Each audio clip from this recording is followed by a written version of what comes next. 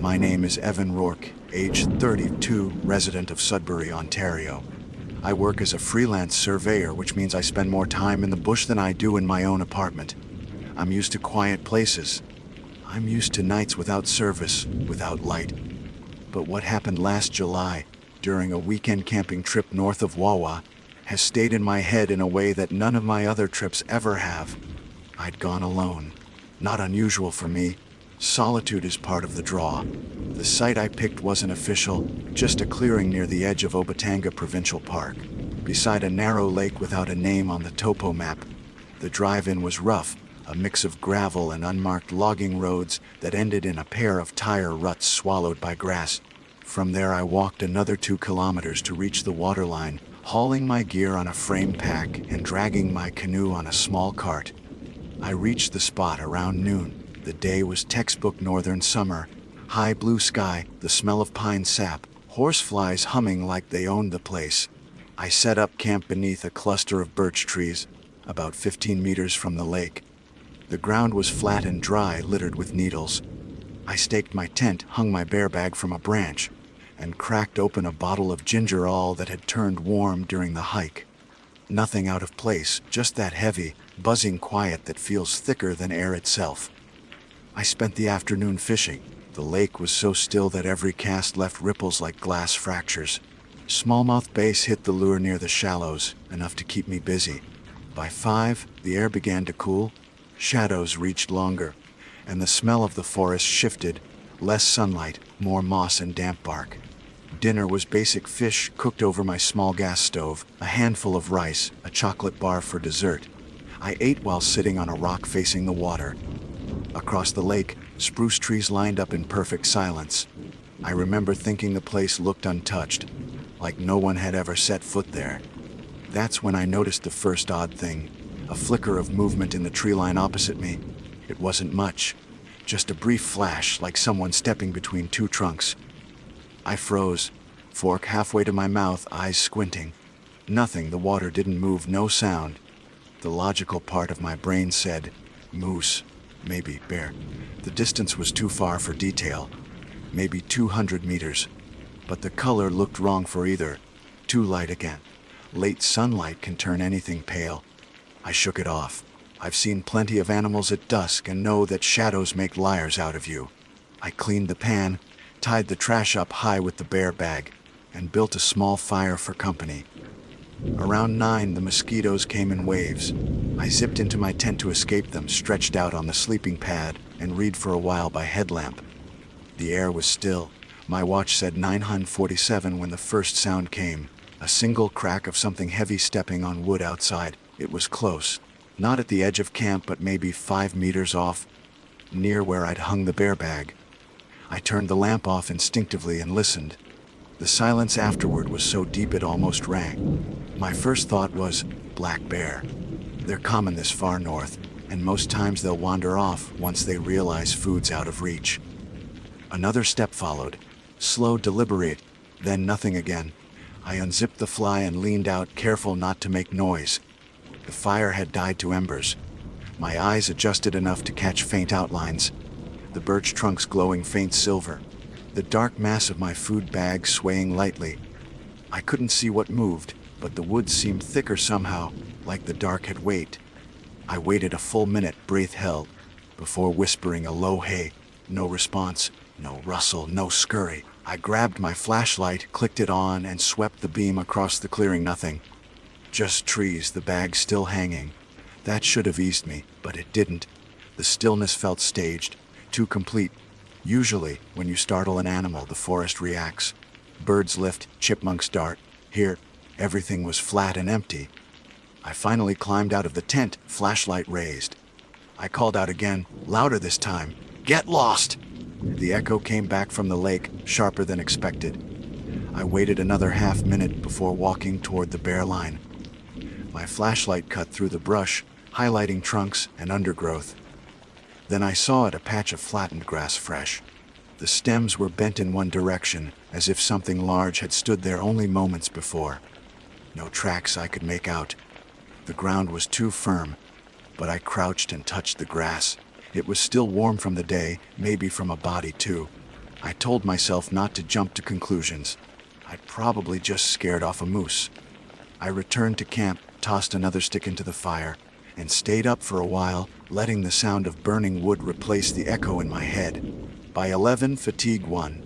I crawled back into the tent, zipped up tight, and told myself to stop overthinking. Sleep didn't come easy. Every creak of the trees sounded intentional. I drifted in and out until a thin, high whine woke me around 1:30 a.m. Not an animal, not wind, it was mechanical. Faint but distinct, like a motor far away. I sat up, pulse hammering. The sound rose and fell, steady rhythm. Could have been a chainsaw, but who the hell runs a chainsaw at 1 in the morning this deep in the bush? I unzipped the flap again, peered out. The sky had that bluish tint of deep night. The moon hung low. Across the lake, near the same tree line where I'd seen movement earlier, a small orange light pulsed. I blinked, trying to focus. It wasn't a flame, too steady for that. It blinked 3 beats on, 2 off, then again. I counted the pattern. 3 paused, 2, Morse code maybe. The motor sound sensed faintly with it, as if someone was running a small generator. My first rational theory was that a group of late night campers or fishers had set up on the opposite shore. Still, there were no roads leading directly there, and I'd seen no sign of human presence all day. No voices carried, no music, nothing. The light stopped. The sound faded with it, swallowed by distance. I watched for another 10 minutes, then closed the flap and tried to steady my breathing. I told myself it's people, probably locals, nothing to worry about. But my hands stayed clenched till dawn. When I finally unzipped the tent around 6, the morning was all dew and gold sunlight, everything scrubbed clean. The world looked too normal for the night that came before. I brewed coffee on the small stove, trying to feel foolish instead of scared. Halfway through packing, I found the next oddity. About 20 meters from the tent, just beyond the clearing, a fresh pile of wood sat stacked. Neat, deliberate. Birch branches, all cut to equal length, about arm's size. I hadn't done it. My hatchet was still in its sheath, and the wood showed clean. Sawed edges, not chopped. Someone had cut them. No note, no boot prints, just the pile like a gift or a warning. The ends were damp but not soaked. Done sometime during the night. I walked the perimeter twice, searching for any sign of tire tracks or canoe drag marks along the shore. Nothing. The sand near the lake was smooth except for my own prints from the previous day. I stood staring at the stacked wood for a long time, thinking about that distant orange light and the faint motor sound. Maybe someone was camping farther inland and left extra fuel for anyone passing through. That happens sometimes. Trail courtesy. Still, they'd have to come very close to my site without waking me, and I'm a light sleeper. By mid-morning, I'd convinced myself it didn't matter. People do weird things in the woods. Maybe they didn't even see my camp in the dark. I finished packing, loaded the canoe, and pushed off from shore. The water was mirror smooth again, so calm it made each paddle stroke feel too loud. As I crossed toward the opposite tree line, the side where I'd seen the flicker and light, curiosity got the better of me. I decided to land there just to check. The trip took about 10 minutes. The shore was thick with reeds and blowdown. I pulled the canoe onto a strip of gravel and climbed up the bank. The woods beyond were dense but walkable. Within 30 meters, I found a flat patch of soil blackened from old fire residue. Charred rocks, bits of melted plastic, and a few rusted cans scattered nearby. So there had been campers here maybe weeks before. That explained the light. Maybe someone had returned briefly, testing an old generator. I crouched, turning one of the cans over. It was a brand I hadn't seen in years, label faded almost white. Something else caught my eye. A strip of blue fabric caught on a branch. I pulled it free, a torn piece of nylon, frayed edge. Looked like part of a tarp. I stood there with it in my hand, the silence pressing again, heavy as water. My brain kept working angles, cataloging possibilities.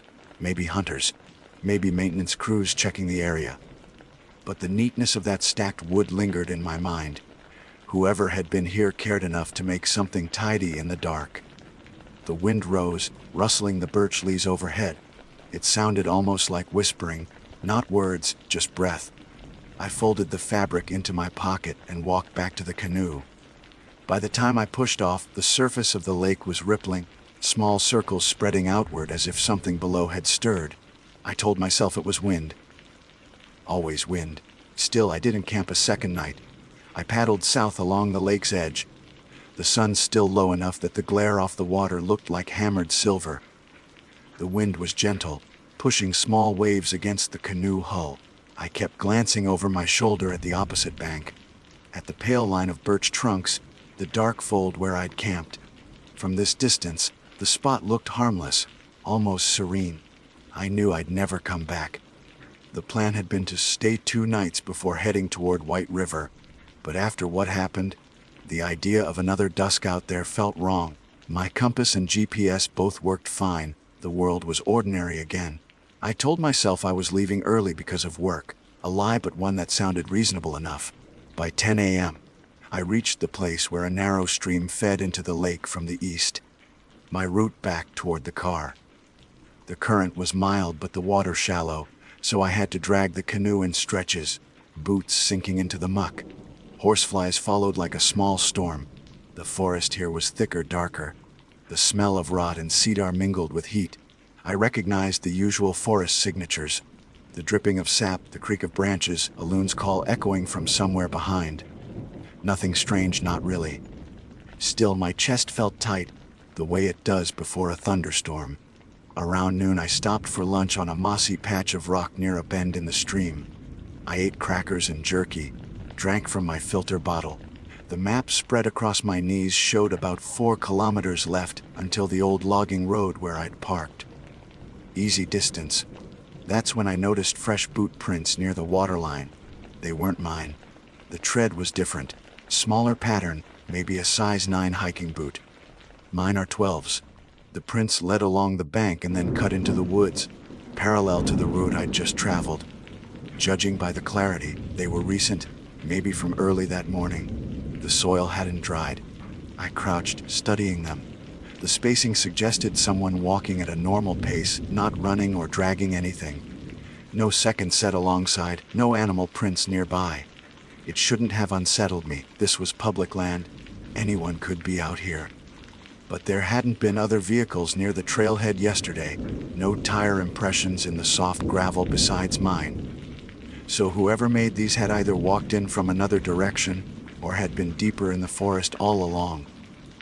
I followed the prints for maybe 30 meters, just enough to see where they went. They ended at a downed pine tree, the trunk mossed over. On the other side, the soil turned rocky, no more visible tracks. I looked around, listening. The forest was still, no voices. No smell of smoke, no sound of metal tools or camp gear. For a while, I just stood there, feeling the quiet press against my ears. Then I forced myself to turn back to the canoe. The logical conclusion: some hunter or prospector had passed through.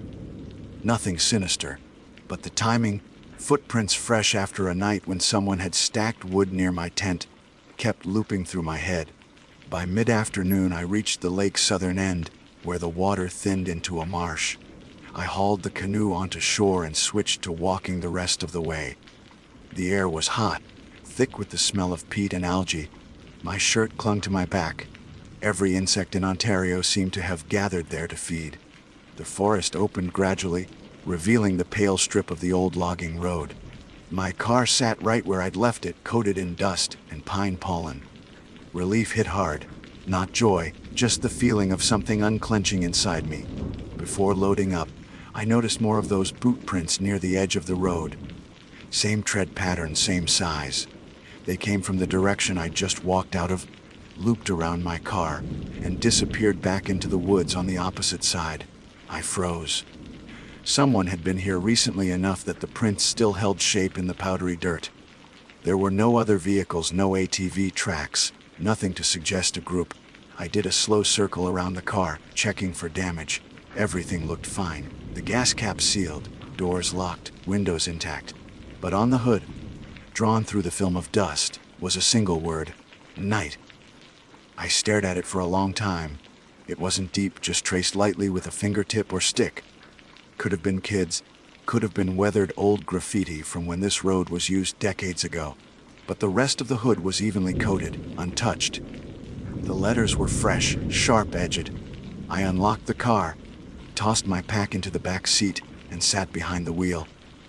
The engine started fine, but I didn't shift into gear right away. The forest pressed close on both sides of the road, a tunnel of green. No sound except the faint tick of the engine cooling.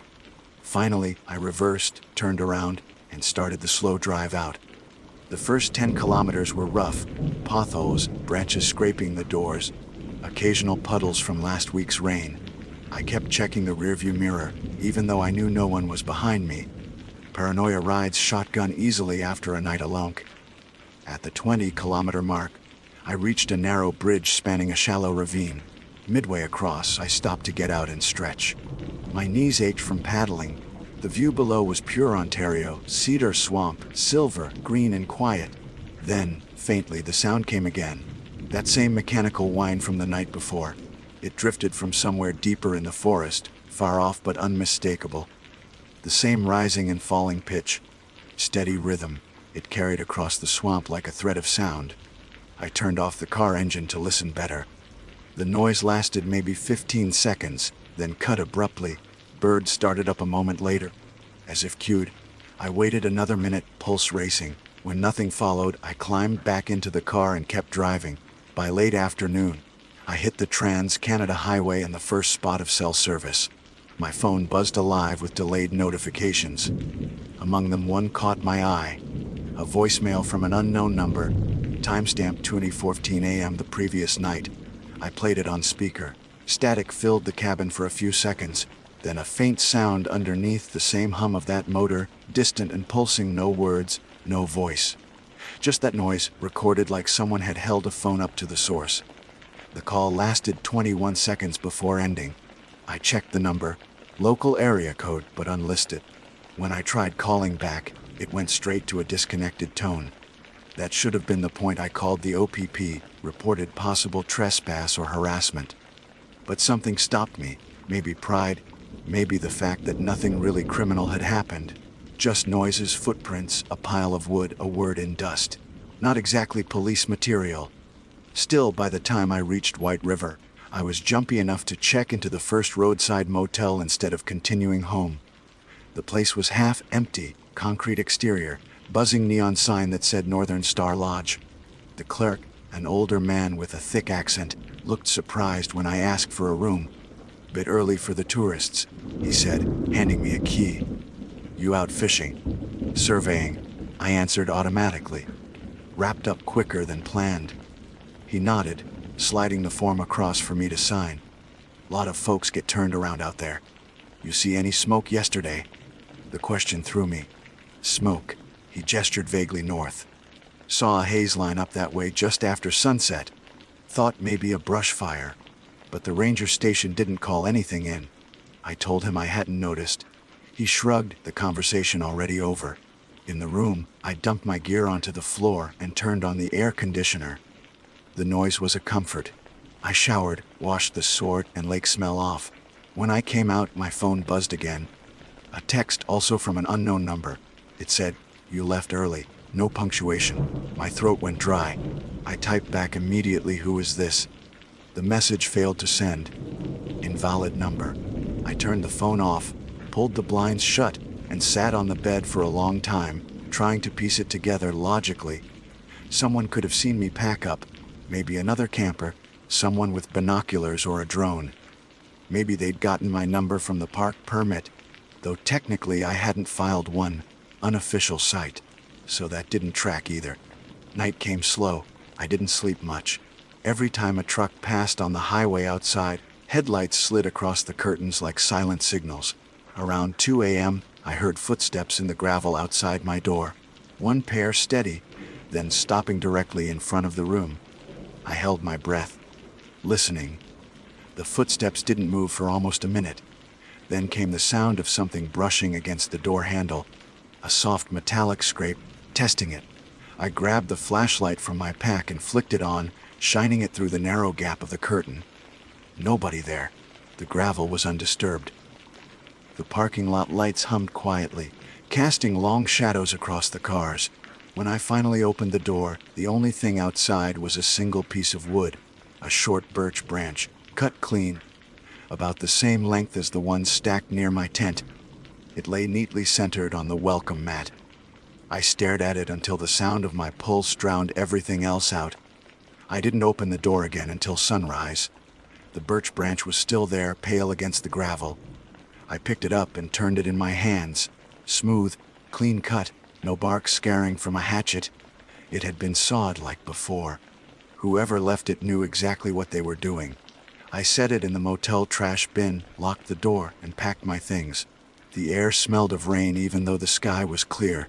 I checked out just after 7. The same clerk was at the desk, sipping coffee from a styrofoam cup. "Sleep all right?" he asked. "Fine," I lied. "You mentioned smoke last night. Still see anything?" He shook his head. "Clear this morning. Must have blown off." He leaned a little closer. "You hear anything strange out there?" "Folks been talking. Couple of trucks went missing near the cut road north of Obatanga last week. Probably joyriders." But still, the words hit harder than I wanted them to. "When was that?" "Middle of last week," he said, checking a note by the phone. "One belonged to a forestry crew, one was private. OPP's poking around, but you know how it goes. Lots of ground to cover." I nodded and thanked him. On impulse, I asked where the nearest ranger outpost was. He pointed me south, said they opened at 9.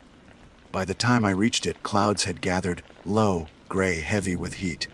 The building sat at the edge of a gravel lot, green roof, faded Ontario Park sign leaning sideways.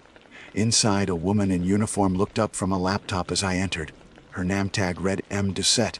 "Morning," she said. "How can I help you?" I hesitated. This might sound odd, but I was camping near the north shore of Obatanga. Unofficial site, small lake without a name. Something weird happened out there.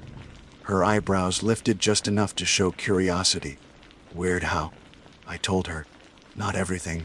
Not the text message, not the branch at the motel, but enough the footsteps, the mechanical noise, the stacked wood, the footprints by my car."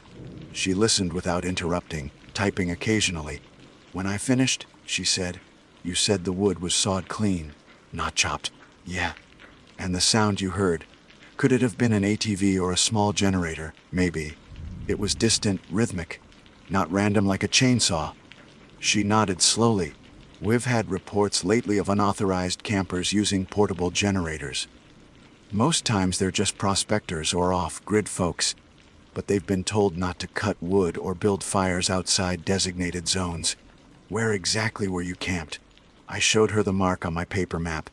She whistled softly. "That's well off any main trail. You said there were fresh prints near your car. Same tread pattern, size 9 maybe." "Noted." She scribbled something. "We had 2 forestry techs out that way last week checking for beetle infestations. They were scheduled to log sample trees." Could be them. I wanted to believe that. It explained the saw marks. Maybe the noise. "Did they stay overnight?" She checked her notes. "They were supposed to return the same day, but one didn't sign back until morning. Said his truck battery died.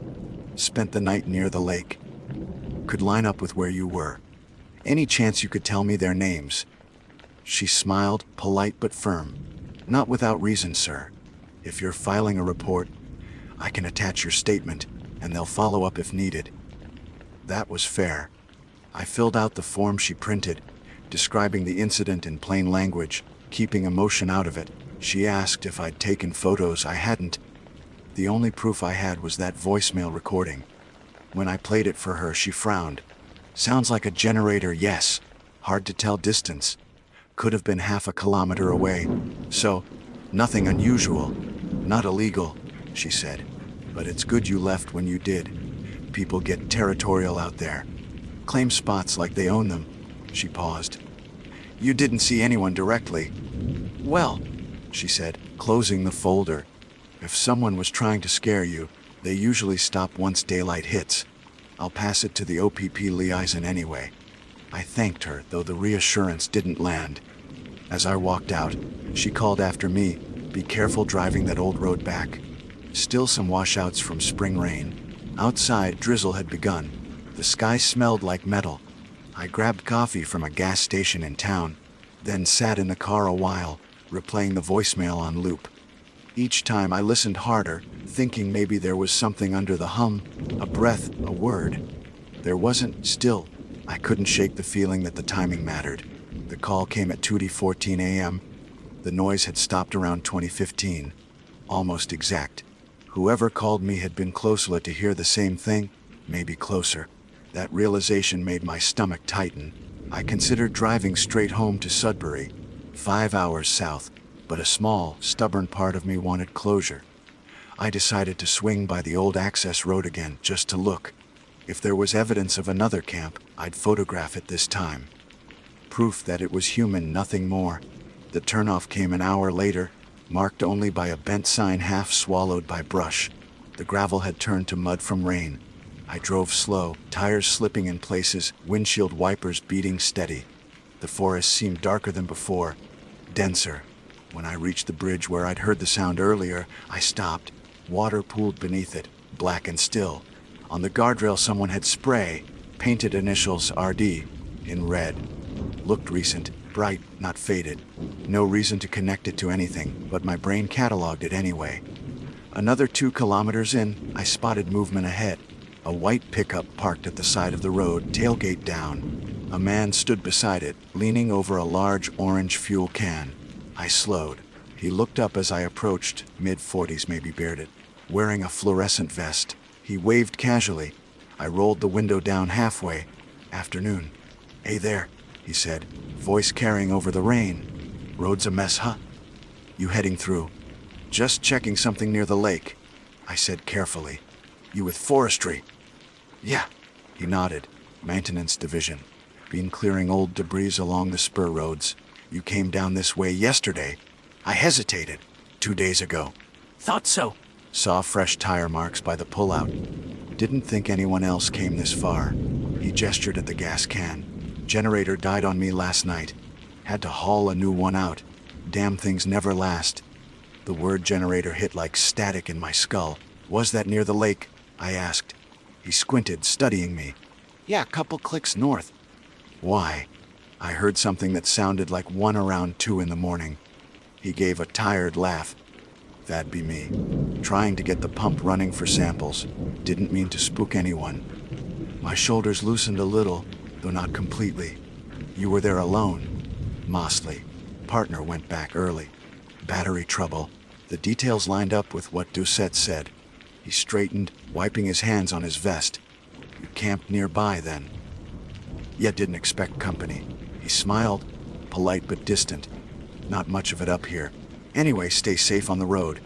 Get slick past the ridge. I thanked him, started to roll the window up, then paused. One last thing, I said. You didn't leave anything by a campsite, did you? Like wood. He frowned, genuinely confused. Wood. Stacked logs. Birch cut even.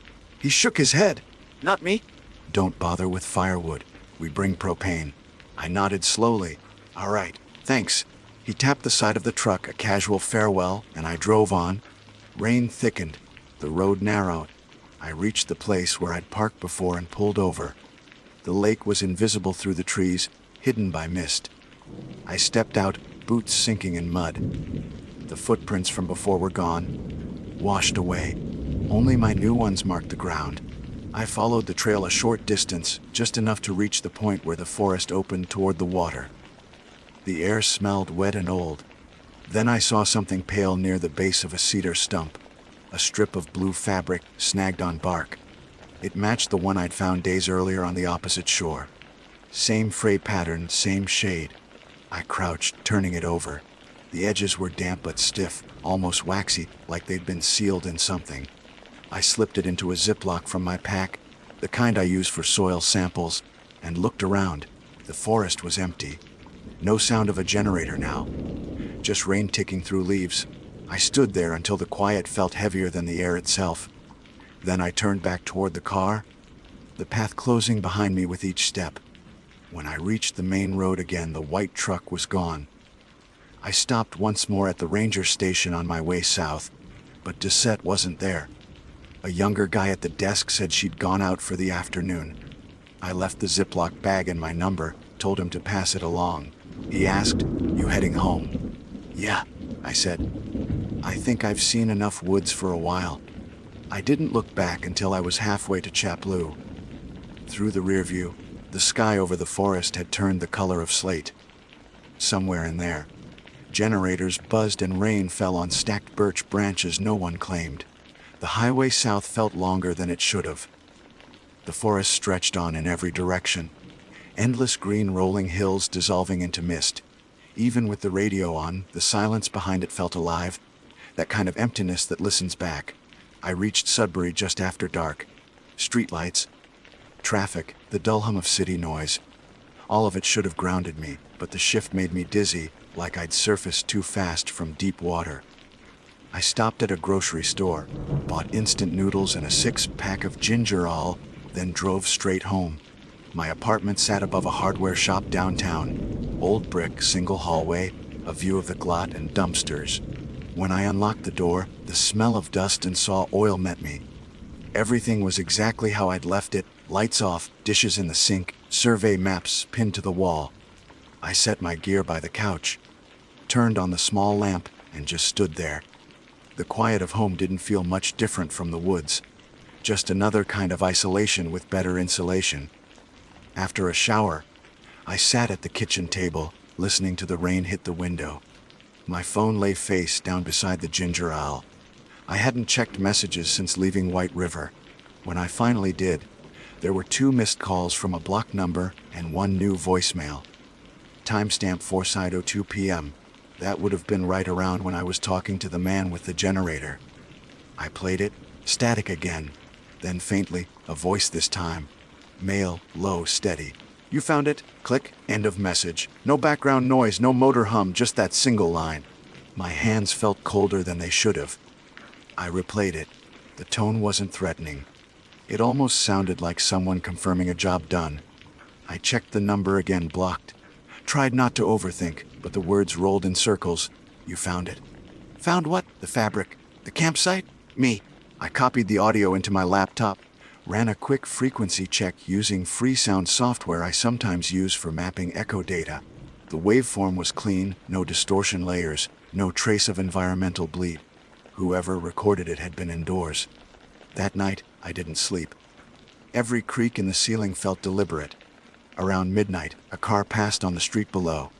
Its headlights sliced through the blinds, catching the reflection of something metallic on my pack, the zipper glinting like an eye. I laughed under my breath, but it sounded off, too thin. By morning, exhaustion had dulled everything. I made coffee and opened my email. One stood out. Subject line, "Field Sample Report Missing Submission." It was from Northern Timber Survey, the subcontractor that occasionally hired me. The message was short, "Evan, we received a report from Ranger Doucette that you encountered forestry staff near Obatanga. Please confirm whether you collected any soil or vegetation samples during your stay.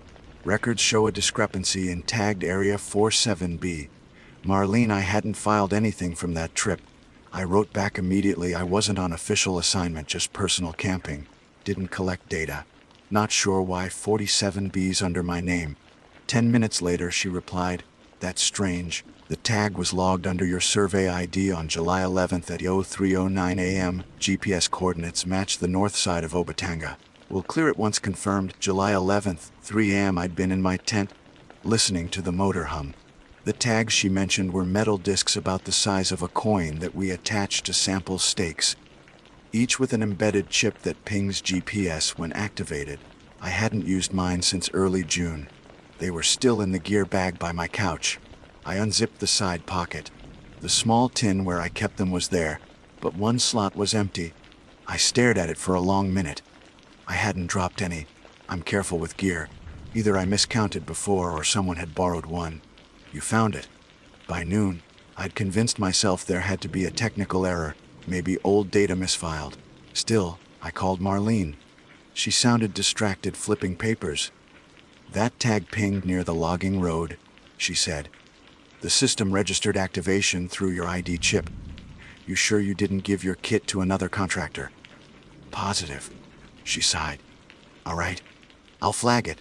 Probably a crossed signal. We've had weird interference lately." Old transponders still live in the field. Nothing to lose sleep over. I thanked her up and immediately packed my duffel again. Logic said leave it. Go back to normal work. But something about that empty slot gnawed at me. Whoever had been out there knew my name. That meant they'd accessed my equipment. I drove to the police detachment just outside town, figuring I'd at least file an information report. The constable at the front desk listened with polite patience while I explained, leaving out nothing this time. When I mentioned the voicemail and missing tag, he frowned slightly. You still got the recordings? Yeah. I handed over my phone. He listened through both messages, then leaned back. Could be a prank. Hard to trace blocked numbers. You said you ran sound analysis. Basic level. It was recorded indoors. He nodded slowly. We've had reports of unauthorized prospecting up that way. Sometimes they monitor surveyors. Piggyback on your coordinates to find mineral zones. You folks keep expensive data. That clicked in a different, colder way. So they'd need access to my tag to log a location. Exactly. They could have scanned yours with an RFID reader. Happens more than you'd think. That explains some of it. Not the wood, not the text, but enough to anchor the rest in realism. I felt half relieved, half sick. He promised to forward my report to the ranger liaison and suggested changing my field ID codes. I signed the statement and left. The afternoon heat pressed down hard. Thunderheads piled above the horizon. Back home, I started cleaning my gear, running inventory. One of my map folders had mud smudged along the edge, darker, thicker than mine. Inside, a single folded sheet I didn't recognize. Plain graph paper. Hand-drawn topography of the lake I'd camped beside. At the bottom corner, 47B. My breath caught. The contour lines were precise, professional. But the handwriting wasn't mine. In the lower margin, faint pencil notes read, stable ground here. Good depth. Return after rainfall. Return. I stared at the paper until my vision blurred. Whoever left that note had known my ID number, my tag frequency, my exact camp location. They weren't random squatters. They were working. I photographed the page, sent it to Marlene without comment. Her reply came 10 minutes later. That's not our survey map, Evan. Where did you get this? I didn't answer. Instead, I packed a small overnight bag, just in case, and double-checked my locks. Night fell heavy, rain returned, slanting hard against the windows. I sat by the table staring at the folded map. Around 10, thunder rolled over the city. Then, faint but clear, a low mechanical hum drifted up from the alley below. Not loud enough to be a generator, not quite steady enough for an idling car. I went to the window, lifted the blind slightly. Down by the dumpsters, half hidden by the rain, sat a white pickup. Tailgate down. No driver visible. The sound came from its open bed. The soft pulsing rhythm of an engine running something small. Lightning flashed, and for a second I saw a figure step into view. Same fluorescent vest. The man from the road. He looked up toward my window like he'd known exactly which one to face. The light flicked again, and he was gone. Only the truck remained, idling. Rain streaming down its windshield. I blinked, heart hammering. When I looked again, the alley was empty. I stood there for a long time before closing the blinds. By midnight, the hum had faded. But when I finally dared to look outside again, the truck was gone. And at the edge of the window frame, taped to the glass, was something small and pale. A single birch shaving, curled thin as paper, wet with rain. I didn't touch the birch shaving for a long time. It clung to the window by sheer dampness, trembling with each draft.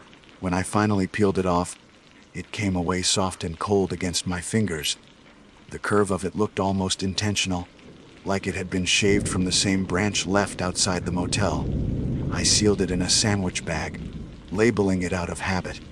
Evidence, or maybe a reminder that this was all still happening in the real world. Sleep wasn't an option. I sat on the couch till dawn, light from the street lamp bleeding gray through the blinds.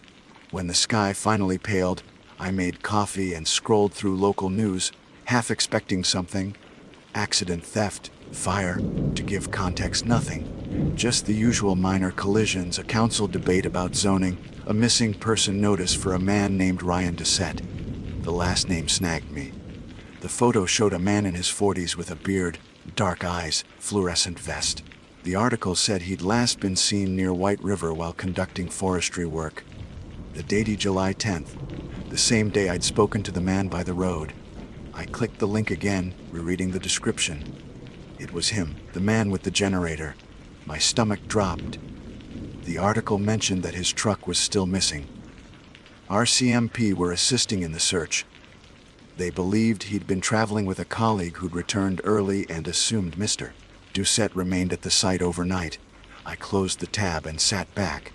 The rain outside had stopped, leaving the street washed clean. Every sound felt amplified. Cars hissing over wet asphalt, a dog barking somewhere distant. If that man was missing, who had I talked to? I called the ranger station. No answer. I tried again 20 minutes later. Still nothing.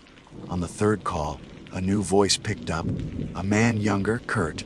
Ranger office, Bork speaking. This is Evan Rourke. I filed a report there 2 days ago about strange activity near Obatanga. Officer Doucette took it. A pause. Marlene Doucette. Yes, she said she'd pass it to OPP. Another pause, longer this time. Sir, Marlene's been on leave since last Thursday. She's out east. My hand tightened on the phone. I spoke to her in person. Monday morning. That's not possible, he said, voice firm now. She hasn't been in the district. I didn't know what to say. My brain tripped over the timeline. The uniform, the laptop, the printed forms. It had felt official, too detailed to be fake. He must have heard the silence because his tone softened slightly. You said you spoke with her in person. Yes, he exhaled. All right, look, we've had impersonation incidents before. People posing as staff to access restricted areas. If you can come by, we'll take a statement. I hung up without answering. For the next hour, I paced the apartment. I replayed every moment, her posture, the ID badge, the nameplate. It had looked real, but the badge had been clipped backward when she turned. I remembered the reflection catching wrong. The realization brought a kind of slow dread that logic couldn't clean away. By late morning, I drove back to the ranger station.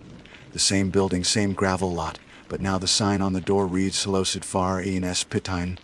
Authorized personnel only. Through the window I saw desks covered with plastic, boxes stacked near the wall. No one inside. A single truck sat at the far end of the lot. White, unmarked. I turned back to my car, pulse thudding, and drove off without stopping. Back home I opened my laptop again and searched for Obatanga illegal mining.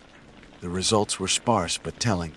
2 short articles from last year about unlicensed drilling operations along decommissioned logging roads. One mentioned soil contamination and possible theft of forestry equipment. Another mentioned missing survey tags. I leaned back, connecting the dots in a way that made too much sense. Someone had been using official gear to mask illegal extraction. If they could clone survey IDs, they could falsify land data, shift boundaries, hide activity. I wasn't supposed to find that clearing. I'd wandered into their zone by accident.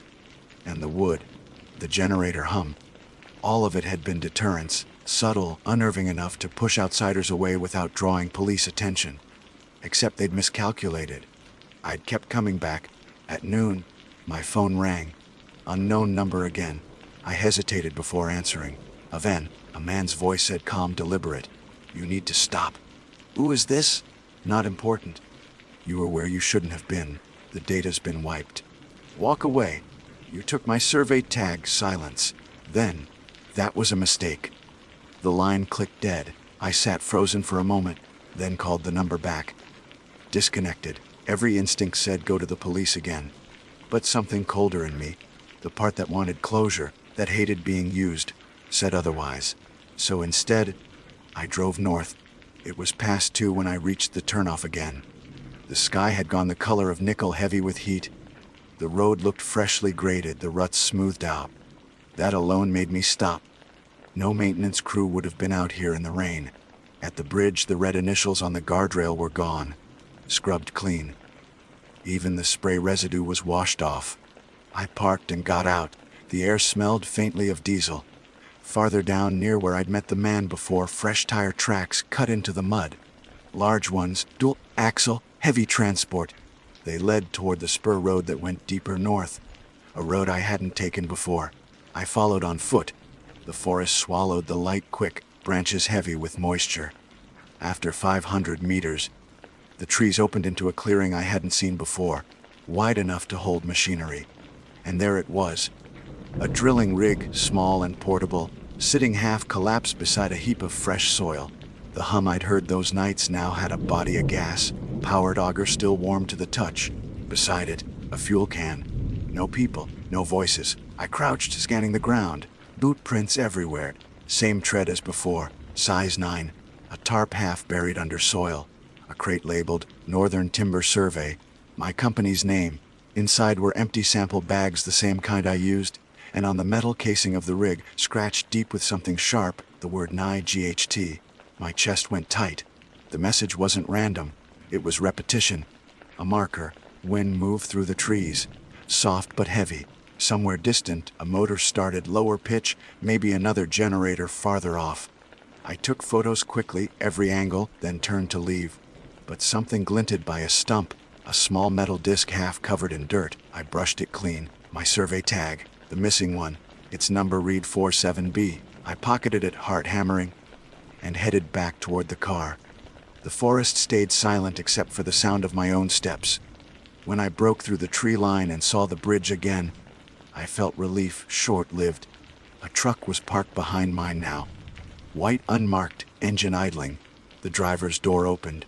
A man stepped out, rain jacket zipped to the throat, hood up. He raised a hand, not waving, signaling. "You lost." I forced my voice steady. "Just leaving." He smiled faintly. "You were at the drill." "I'm with Northern Timber." "That's so." He took a step closer. "Then you know better than to trespass a live site." "It's not registered," I said. His eyes flicked, calculating. "Neither was yours." For a moment, neither of us spoke. The sound of the idling engine filled the gap. He gestured toward my car. "K's." I didn't move. "You're making a mistake." "Maybe," he said, tone flat. "But I don't like being photographed." He took another step forward. That was when I heard tires crunching behind him. Another vehicle approaching from the south. He froze, eyes shifting. A dark SUV rolled into view, headlights cutting through drizzle. Blue and red flash hidden in the grille. The man muttered something, turned back toward his truck, and drove off, mud spraying behind. The SUV stopped beside me. A uniformed officer stepped out. "Ontario Provincial Police. You work?" he asked. "Yeah, we got your report." Someone forwarded it from Sudbury. "Mind telling me what the hell's going on out here?" I let out a breath I hadn't realized I'd been holding. "You're gonna want to see this." I led him toward the clearing, the smell of fuel still thick in the air. The officer's name was Sergeant Colby, mid-50s, built like a retired logger. His uniform looked too neat for the road we were on. He followed me into the clearing, boots squelching through mud, one hand hovering near his belt the whole time. "Christ," he muttered when he saw the rig. "You weren't exaggerating." He walked a slow circle around it, taking photos with his phone. I handed him the tag I'd found, still streaked with soil. "This yours? It matches my set." "I don't know how they got it." He nodded, slipped it into an evidence bag. "Looks like someone's been busy up here." "You touch anything else?" "Just the photos on my phone." "There's a crate over there. Has my company's label on it." He checked it, grunting. "We've been trying to pin down a group running illegal drills between here and Chapleau, always one step ahead. They use fake permits, cloned survey IDs. Guess you stumbled into one of their holes." I let out a shaky laugh. "Lucky me." He didn't smile. "Lucky you're breathing."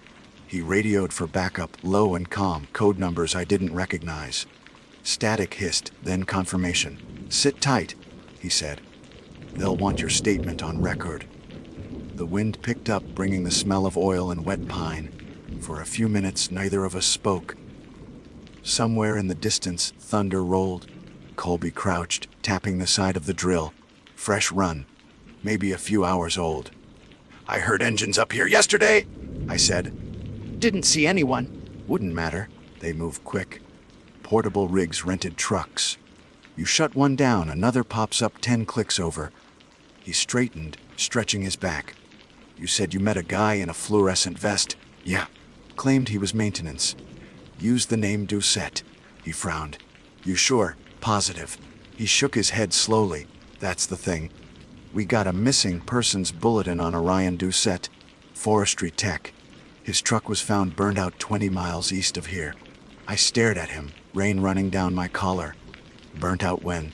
Yesterday morning. My pulse climbed again, fast and shallow. Then who did I talk to? He didn't answer right away. That's what we're going to find out.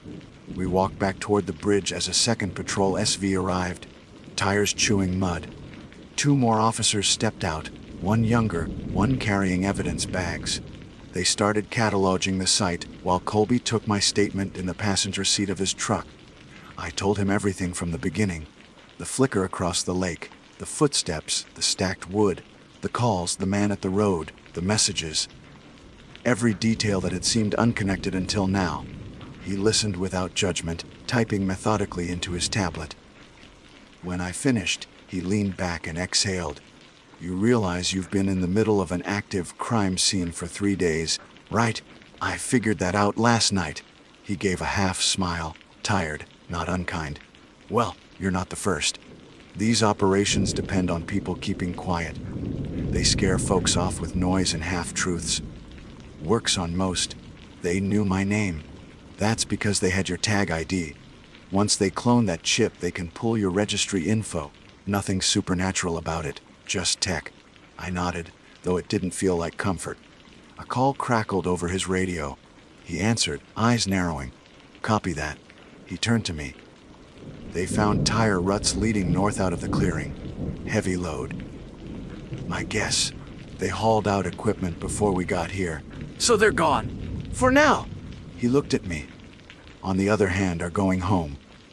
Tonight, he gave me his card, told me to expect a call from a provincial investigator. Don't go back to that lake. Not for a long while. I promised I wouldn't. It took most of the evening to get back to the highway. The storm broke halfway, sheets of rain erasing the world beyond the windshield. When I finally hit pavement, I pulled over at a rest area and just sat there, headlights on the wet asphalt, trying to feel normal again. But that wasn't coming back. 2 days later, I got the call. An investigator named Laurel Chen asked to meet at the Sudbury detachment. She sounded brisk, professional. When I arrived, she led me into a small office with cinder block walls and a humming fluorescent light. She had my statement printed on the desk, plus the photos I'd taken. You did us a favor, Mr. Rourke, she said. Those coordinates you recorded match a suspected drill zone connected to a company we've been monitoring for environmental violations. Who are they? She tapped a folder. Can't share names yet, but think small-time investors using ghost permits. They pose as surveyors to justify activity on protected land. Your tag gave them legitimacy. Once you stumbled in, they panicked. Panicked enough to follow me home. Her eyes lifted. You said someone left a branch at your window. Yes, that's not their style. Intimidation makes noise, and noise draws attention. My guess, someone within the group went rogue, maybe to cover tracks. I leaned back, the chair creaking. So what happens now? We'll seize the equipment and trace the vehicles. If you get any more contact, calls, texts, anything, don't engage. Forward them directly to us. Understood. She closed the folder, studying me for a beat. You handle yourself well out there. Most people would have bolted at the first sign of trouble. I did bolt, I said. Just took the long way. She smiled faintly. That's still running toward, not from. When I left the station, the air had turned crisp, the storm scrubbed clean from the sky. I drove home with the windows down, breathing pine and asphalt. For the first time in a week, I felt like I might sleep. But the mind doesn't switch off that easily. That night, I dreamed of the lake, mirror, flat, sky burning orange, the same line of birch trees standing in silence. In the dream, the stacked wood was there again, only this time it formed a perfect square, just big enough to stand in. And inside the square was my gear. Tent, pack, stove, all arranged the way I'd left them. When I woke, dawn light spilled across the floor. My phone buzzed with a new voicemail. Unknown number. My stomach twisted as I pressed play. A man's voice, calm, measured. "We won't come back to you, but you were right about the ground. It's good depth." Then static. I deleted it, hands shaking slightly, and stared at the blank screen until the light outside grew too bright to ignore.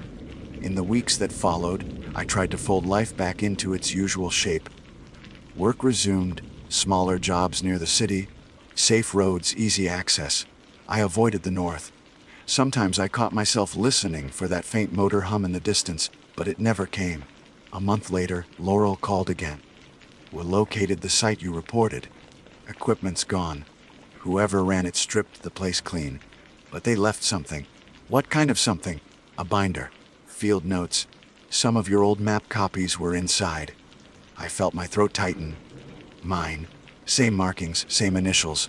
We think they cloned your files to justify the drill zones. You were their front on paper. It made sense. Ugly sense, but sense." She said they'd keep me updated, but the tone in her voice told me not to expect much. These things fade. Paper trails disappear. Finds get absorbed by shell companies. Names blur. After we hung up, I went to my gear cabinet, pulled out the tin of tags, and counted again. All present.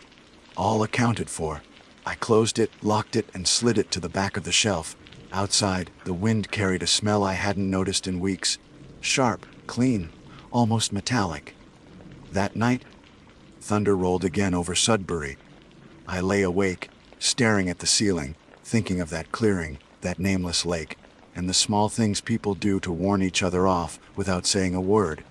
Maybe that's all the stacked wood ever was. A message you're standing where someone else already staked a claim. It worked. I never went back. By October, the nights had turned brittle. Frost slicked the sidewalks before dawn, and the smell of burning wood floated in from the valley each evening. Work slowed with the season, giving me more time than I needed to think. It had been 3 months since the OPP closed their file. The official report listed it as illegal exploratory drilling, ongoing investigation. No arrests made, no names released. The photos I'd taken were added to evidence, but never returned. I'd stopped checking for updates. At some point, knowing more stopped helping. Still, the silence carried its own edge. I kept catching myself listening for that faint hum under ordinary noise. The fridge motor, a neighbor's snowblower, a passing truck. None of it matched. The sound from that night had carved its own frequency in my head. Sometimes I dreamed in it. Not nightmares exactly. Just the slow pulse of machinery under soil, constant patient. Late one afternoon, I got a letter. An actual envelope, no return address, just my name printed in block letters. Inside was a single folded sheet of paper. Typed, not handwritten. "Your data saved a forest." That's enough. No signature. The words were simple, but they landed wrong. Gratitude wasn't supposed to feel like warning. I checked the postmark. Chapleau. I brought the letter to Sergeant Colby the next morning. He read it twice, expression unreadable. "We'll log it," he said. "Might be one of the investigators tying loose ends, or someone trying to spook you again. Either way, hold on to it." He paused. "You planning to go back up north?" "I wasn't," I said. "Why?" "Because people always do," he said. "They want to see the place one more time, prove it doesn't own them. Just if you go, tell someone first." I promised I would. For weeks I didn't. Then November came, a rare stretch of clear weather between storms. I packed light, told myself it was just a drive, not a pilgrimage. I brought no camping gear, only my camera, a thermos of coffee, and a map folded to that same nameless lake. The road north was half ice, half gravel. The world looked stripped bare. Black trunks, white ground, sky like dull steel. I didn't feel fear anymore, just curiosity, sharp and thin. When I reached the turnoff, I almost missed it. The sign had fallen half buried in snow. The bridge was still there, though, now marked with yellow tape and a faded "No tires pisas ROY" sign. I parked, engine running, and stepped out. The air bit at my lungs. The forest was silent in that peculiar winter way, sound absorbed by snow and cold bark. No tracks except mine. I followed the road a short way, stopping where the clearing should have been. It was gone, reclaimed. The rig, the crates, even the tire ruts had vanished under frost and pine needles. The only sign of disturbance was a shallow depression in the snow, maybe where soil had settled. I stood there with my thermos steaming in the air, trying to picture the noise, the movement, the smell of diesel. All gone. A raven called somewhere overhead, harsh and abrupt. It sounded almost like laughter. On impulse, I crossed to the other side of the clearing, the spot where I'd once camped across the lake. The birches still stood there, thin and silver, bark peeling in curls. In the middle of them lay something half buried under leaves, a small wooden square, maybe a foot wide, 4 short branches tied together at the corners. I crouched. It wasn't old. The cord was still strong, no rot. Inside the square, carved into the snow below, was a single number 47, not 47B, just 47. The wind picked up, brushing snow across it until the lines blurred. I didn't move. Part of me wanted to take it, proof that I hadn't imagined the connection. Another part knew better. Some messages are meant to stay where they're written. I left it untouched. Back at the car, I took one last photo of the road leading south. It looked exactly like it had before all of this began. Empty, ordinary, endless. The drive home was quiet. I stopped once for gas near Wa. The clerk was a young guy wearing earbuds, half watching a hockey replay on a cracked phone. When I paid, he looked up. "You coming from up north?" "Yeah," I said. "Rough country up there this time of year." He paused, then added, almost casually, "You hear they're reopening that mine near Obatanga. Some environmental clearance came through last month." The words hit like a dull echo. "Didn't know that," I said. He shrugged. "West, the ground checked out." Outside, the wind pushed snow across the lot in low waves. I stood there longer than I needed to, hands in pockets, until the cold forced me back into the car. All the way home, the phrase looped in my head, "the ground checked out." By the time I reached Sudbury, dusk had fallen. My apartment was as I'd left it. Quiet, small, mine. I poured the last of the thermos into a mug and sat by the window, watching flakes drift through the streetlight. I took the letter from the drawer, read it again. Your data saved a forest. Maybe that was true. Maybe it wasn't. The human mind needs stories to make chaos feel clean.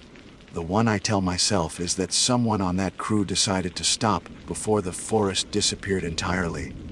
That they wanted me to see just enough to make noise, not enough to die for it. The real story's probably simpler. I was useful until I wasn't. Still, when the wind rises from the north, I sometimes hear that steady pulse under it. Faint, mechanical, like breathe through earth. And I think about all the unseen things that hum beneath what we call wilderness. The ones that don't care if they're heard, only that they keep working. I don't go camping alone anymore. I tell people it's because I'm getting older, that I prefer solid walls and a thermostat. But the truth is quieter. I can live with empty woods. What I can't live with is the feeling of being expected out there. That's the part that stayed. Not fear, exactly, but awareness. The sense that every tree line hides someone else's claim. And that sometimes when night falls, the forest doesn't just hold secrets. It holds watchers, and they wait for the sound to start again.